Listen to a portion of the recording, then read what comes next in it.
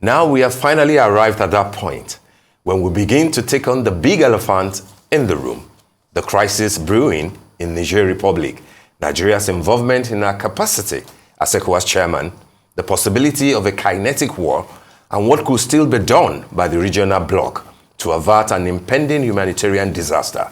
And joining us to look at all the angles is Colonel Hassan Stan-Labo, retired, a former Nigerian Army intelligence officer. Good morning, Colonel. Good to have you again on the morning show. It's always a pleasure to have you, you know that.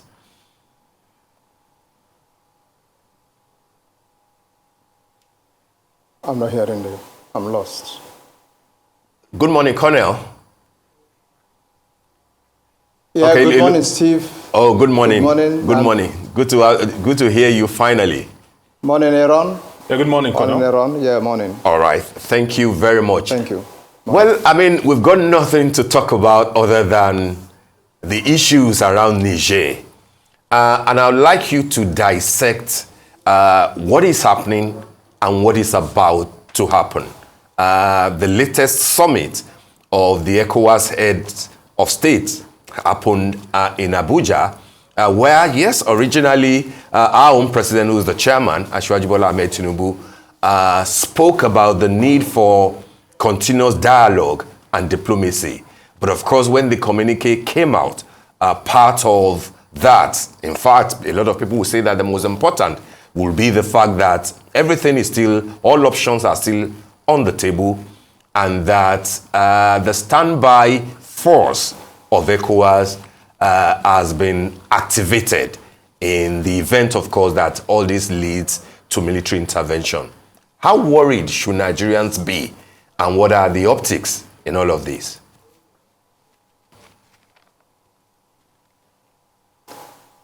Well, thanks so much, Steve and Aaron. Good morning to you all. You're welcome. Thank you. As a matter of fact, the optics, as far as the Nigerian coup is concerned, or situation in Niger, so to speak, is concerned, isn't too good. Well, yes, there's been a coup. ECOWAS has reacted, placed certain conditions on the table for the junta. The junta has remained steadfast in their decision to emerge as a new government in Niger. ECOWAS has taken some level of diplomatic steps by pushing on diplomacy, playing some politics, and taking other measures that they deem proper to be able to see that there is a restoration of our democratic order in Niger. To what extent has this been able to yield the expected results? We all know it has not yielded because the coupists are, still remaining in their position and even deepening their own lines of actions. They have been able to emerge with a cabinet in place of 21 men. They have a prime minister in place. They have about 7 or 8 governors already appointed to oversee their regions. And so I think we are no longer talking of a coup now, but maybe a regime, because they have fully established themselves. What steps do we take? Where do we go to from here? I think, like a good number of people have also suggested, the idea of a military intervention, that is the kinetic aspect, should come as a last resort if it must come. So we should continue to push on with some level of diplomacy. We should send emissaries, and they should be emissaries that are acceptable, or whose faces are acceptable to the junta. ECOWAS should look beyond its institution and begin to even pick on non-state actors to help play certain roles, just the way we saw Emir Sanusi played. His was a personal initiative. Can we have more of such from other well-meaning citizens also and when I mean citizens here, I'm looking at ECOWAS citizens. There are individuals who have got what it takes, who have got the clout to be able to penetrate these guys and talk with them. We should encourage such people to do such. Like I said, the military option should be the last. However, there is presently a directive from the ECOWAS headquarters asking the Committee of Joint Chiefs of Staff to put in place a standby force. That is to say, an alert has gone out for the standby force to be in place. That, of course, would have commenced by now. All the necessary requirements for a standby force would immediately begin to be sourced out. The manpower requirement, logistics requirement, equipment requirement, and what have you. All that will now be worked out. All right? At times we have this, or a lot of people have this impression that when you talk about a standby force now, it's as if there's been a group of soldiers kept somewhere waiting to move in. The idea of standby is more or less a concept, all right? And this concept is put in place or is practicalized when the time actually emerges. The whole idea now is that member states of the ECOWAS who will be part of the entire military action, so to speak, would begin to work out the number of men that will be coming on board. This must have been worked out at the, headquarters. That is to say, the headquarters of the standby force, which must have already come in position by now. And I want to see part of Nigeria, and that is my fear. I want to see Nigeria being the staging ground, so to speak. All right? And by now, they must have worked out what is the quantity or number of men that will be coming in from member state countries. Like we all know, and like it was with ECOWAS, Nigeria will play a very big role here. All right? And my greatest fear as a Nigerian, and looking back to what occurred in ECOWAS, is that I hope at the end of the day, it does not boil down to a situation where we are the ones picking the entire burden that normally falls on a lead country. Like the situation is, we are the lead country here, whether we want to accept it or not. We are not just a lead country because our president is the chairman of ECOWAS. No, we are talking about our might. And of course, who we are as Nigeria. Naturally, leadership falls on us.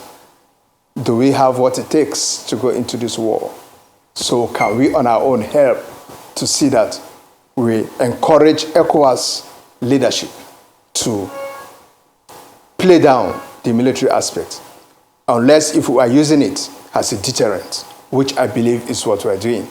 We must continue to play the deterrent ball game until these guys give up. I doubt if they will give up. Fine, if they are not giving up, what are the other options open to ECOWAS to take, for instance? Can we meet them halfway? What do I mean by meeting them halfway? Since it's already a regime that is in place already, can we get talking and tell them, look, all right, can we give you 1.5 years or 2 years to set the ball rolling? So let's see your administration as a transition administration leading towards an election for a democratic government to emerge with a leadership acceptable to the people democratically. Can we be speaking along this line? If we talk along this line, I want to believe they will listen to us. I mean, they will listen to ECOWAS. When I keep saying us, I see myself or us as part of the ECOWAS team or leadership. So I think this is along the line which I think we should go and keep playing the diplomatic elements to see how we can pull out of this mess that we find ourselves. Definitely is going to be of huge repercussions to a country like Nigeria, given our neighborliness with them, I hope we all know that about 7 northern states are having shared borders with this country.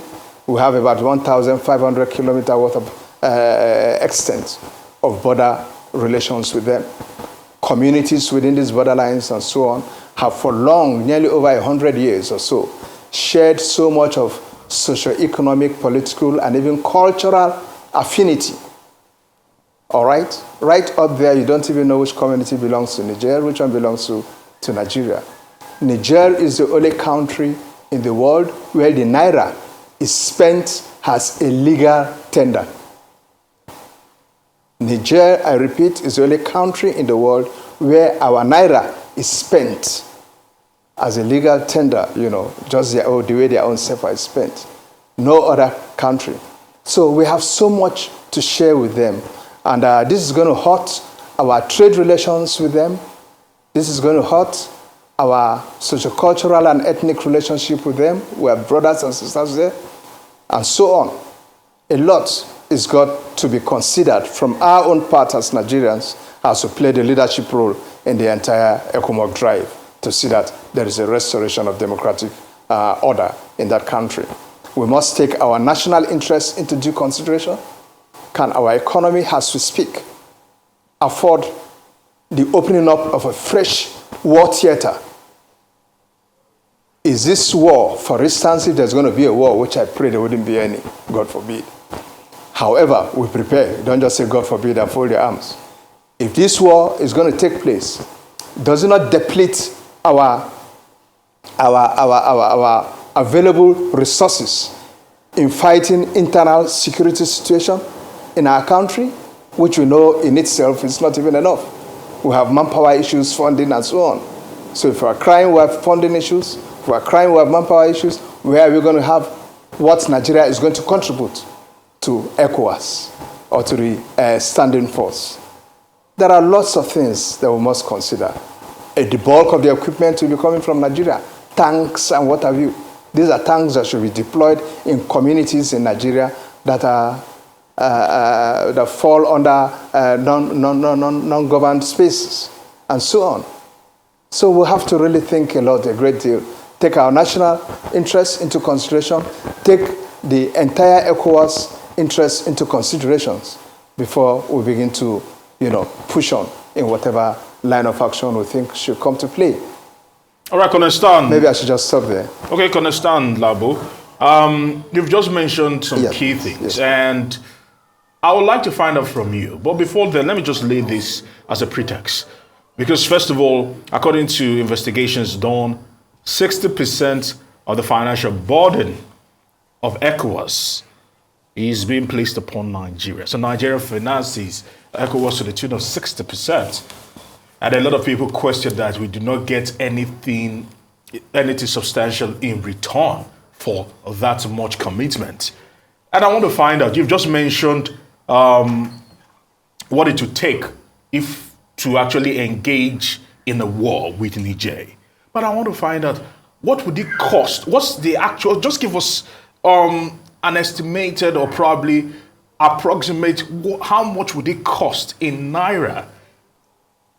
And how much would it set Nigeria back in Naira if we were to go into war? Because you've mentioned deployment of resources, tanks. Of course, we will be talking about weapons here. We'll be talking about manpower. We'll be talking about remuneration for the soldiers and the boots on ground.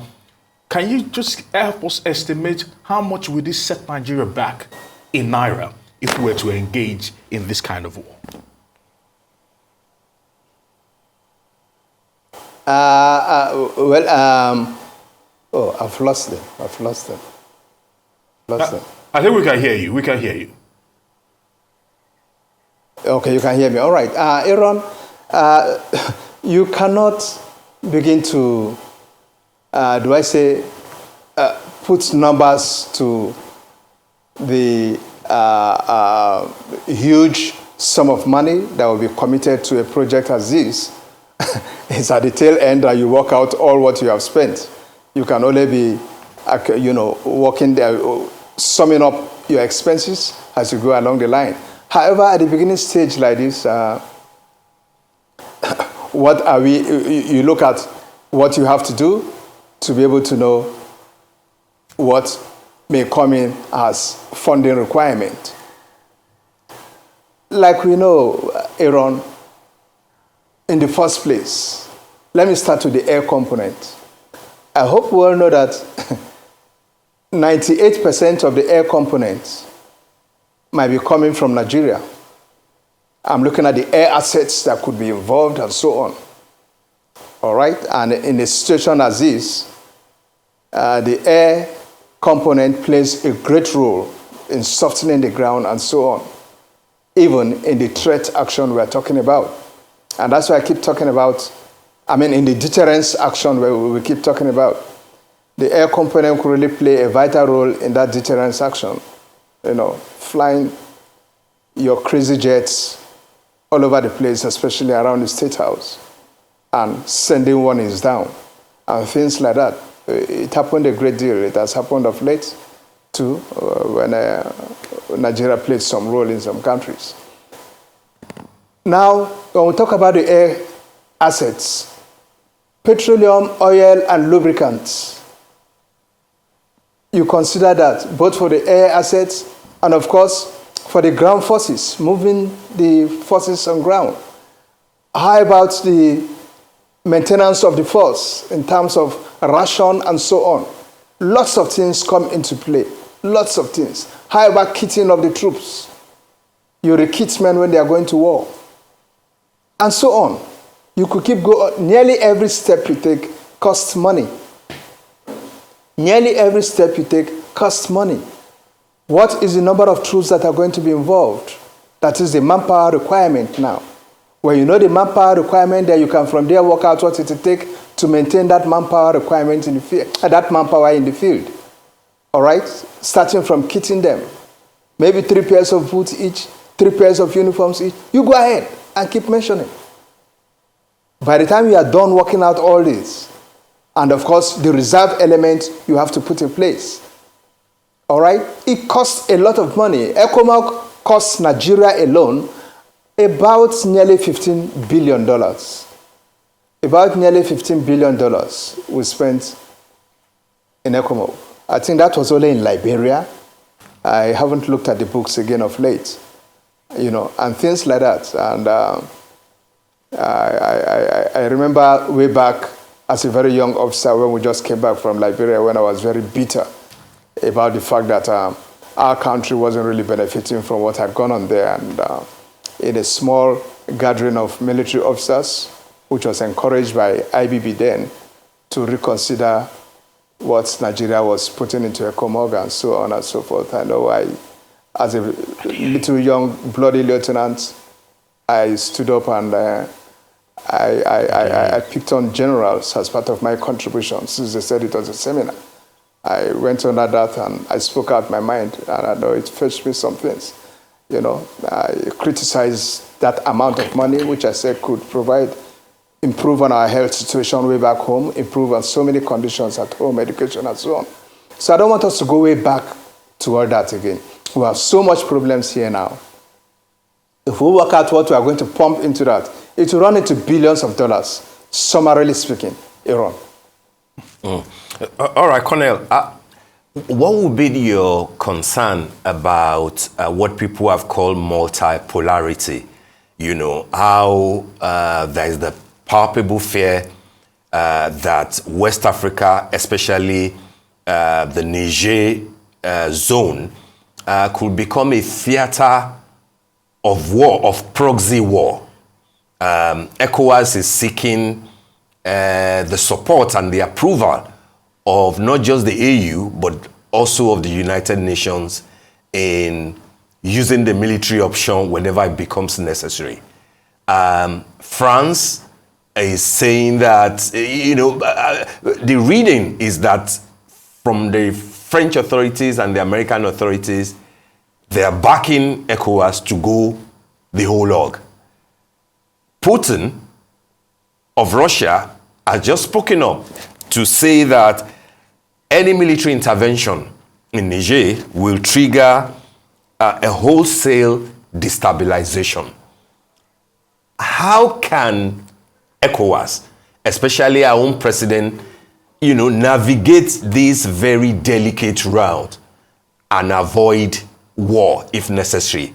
And at what point do you think that advocacy and dialogue can fail and then all hell might let loose?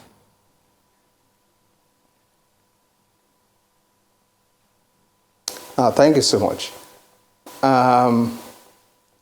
We must actually be very, very careful that we don't get railroaded into, taking decisions that are not favorable to ECOWAS or to Nigeria as a country. Taking decisions that are informed by utterances or urgings of the Western countries, be it the US, France, Italy, and what have you. We must be very careful about that. We cannot do anything. The best I will advise the ECOWAS leadership to do for now is to begin to present the political option that would be getting us closer towards, the realization of a democratic order in Niger. And that is by suggesting that option of 1 year or 1.5 years of, a transition government, which these guys will prevail over. All right? I think that would be the best way of avoiding any military intervention that would cost us so much, cost member countries so much, and in the long run, we shall only be fighting a proxy war, or we shall only have a proxy war in place in which at the end of the day, the beneficiaries will be the Western countries. As we speak, the United States has 1,500 men in Niger overseeing its drone complex and so on. As we speak, the French are gradually leaving. We don't know if they will leave completely, and so on. And there are a lot of other countries that have some interest there. China has been silent all this while. China has been silent all this while. And we all know China has got interest in Niger. So we should make sure we don't become pawns to be used by countries who want to hurt Niger, and they go under ECOWAS and begin to urge us on, more so knowing that Nigeria is fully involved. So in whatever advice we are taking, we must also reconsider our own position, reconsider the effects, the impact it's going to have on us as a nation, Nigeria, and on the entire ECOWAS region itself. Let's not set it ablaze. We should not forget also that despite the fact that we are trying to play all this saints role of no, we want democracy and so on, we should take a break at times and ask ourselves, what is bringing about all these coup d'etats in West African countries? It was Burkina Faso, it was Mali, it was Guinea the other day, and so on. Lack of good governance. All the entire members of ECOWAS who are seated there as heads of government and so on. How much of good governance do we have going on in their country? How firmly rooted is the democratic institution in their countries? We are aware of one of them who is the son of the former leader and so on. And that is what you see all over the place. Just our next door here, Cameroon, we have a leader who has been sitting there for nearly 40 years. And I learned with arrangements going on, his son is likely to replace him. So we must begin to ask certain questions. Because even where democracy is said to be trying to find some good firm holding, how have we fared? Look back even way back here at home. How have we fared with our democracy? in Nigeria too, and so on. So at times when you talk, some of those guys when some of those guys listen to ECOWAS leadership talk, they just laugh because they begin to wonder who is talking. What is the situation with you people there as leaders of ECOWAS? What is the situation in your countries? And so on. So we must actually be very, very open in addressing these issues and tell ourselves some bitter truth. It is important. All right, Colonel Hassan. The question was so long, maybe I've left out some aspects. Okay, it's unfortunate we've run out of time. I would have loved to quiz you about ECOWAS and some will call it the hypocrisy of governance, but we've run out of time. I want to say many thanks to you, Colonel Hassan, Stan-Labo, a security expert. Thank you for joining us here on The Morning Show.